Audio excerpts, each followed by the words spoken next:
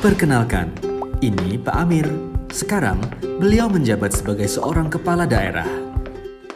Saat sedang reunian dengan teman-teman SMA-nya, ia bertemu dengan Pak Dodi, teman sekelasnya yang sekarang sudah jadi seorang pengusaha dan juga aktif mendukung Pak Amir pada saat kampanye. Pak Dodi sedang memiliki masalah karena proyek terbarunya masih terkendala perizinan dari pemerintah daerah setempat. Pak Dodi pun menjelaskan soal kendala tersebut yang belum terpenuhi persyaratannya sehingga belum mendapatkan izin. Mengingat masa-masa kedekatan mereka sewaktu SMA dan dukungan dari Pak Dodi selama masa kampanye, Pak Amir pun berjanji untuk membantu proses perizinannya. Nah, sadarkah bahwa apa yang dilakukan Pak Amir ini merupakan konflik kepentingan? Iya. Ini adalah kondisi pejabat pemerintahan yang memiliki kepentingan pribadi untuk menguntungkan diri sendiri atau orang lain dalam penggunaan wewenang, sehingga dapat mempengaruhi netralitas dan kualitas keputusan atau tindakan yang dibuat dan dilakukannya.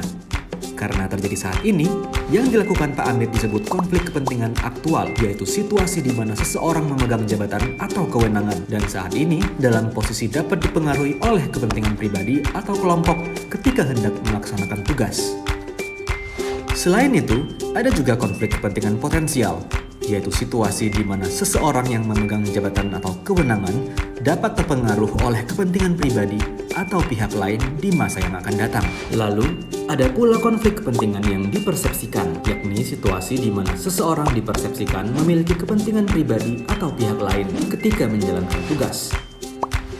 Lalu, dari mana sebenarnya sumber konflik kepentingan itu? Bisa dari hubungan afiliasi, rangkap jabatan dan moonlighting, atau biasa disebut pekerjaan sampingan, kepemilikan aset, kelemahan sistem organisasi, kepentingan pribadi, hingga gratifikasi.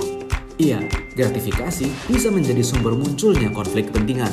Apalagi kalau pelaku memang memiliki kepentingan tersembunyi atau ingin mempengaruhi objektivitas serta integritas penyelenggara negara atau pegawai negeri, atau yang lebih parah, untuk mengaburkan tindak pidana korupsi. Untuk menanganinya, ada 3 hal yang bisa dilakukan: pencegahan, penanganan pada saat sedang terjadi, dan penanganan pada saat telah terjadi.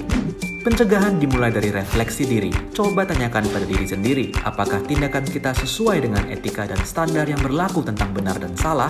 Lalu, amati lagi integritas kita. Sudahkah kita jujur dan menjaga integritas kita? Terakhir, tentang nilai.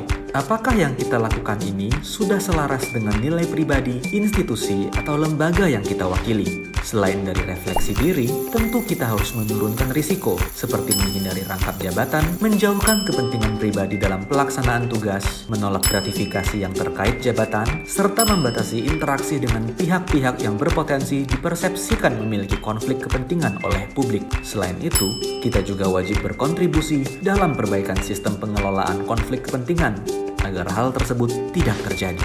Bagaimana dengan penanganan konflik kepentingan pada saat sedang terjadi? Ada 3 cara yang bisa dilakukan, seperti disclose atau deklarasi, yaitu mengidentifikasi dan mengungkapkan adanya konflik kepentingan. Talk atau diskusikan, yang berarti memberitahukan atasan atau pihak berwenang sebelum bertindak. Serta mitigate atau mitigasi, yaitu membatasi atau menarik diri dari kegiatan yang berlangsung untuk memitigasi risiko atau melakukan langkah tegas untuk memastikan tidak adanya keberpihakan. Sedangkan penanganan saat telah terjadi akan diproses sesuai dengan ketentuan yang berlaku, seperti penjatuhan sanksi administratif, atau jika memenuhi unsur tindak pidana, maka dapat dikenakan sanksi pidana.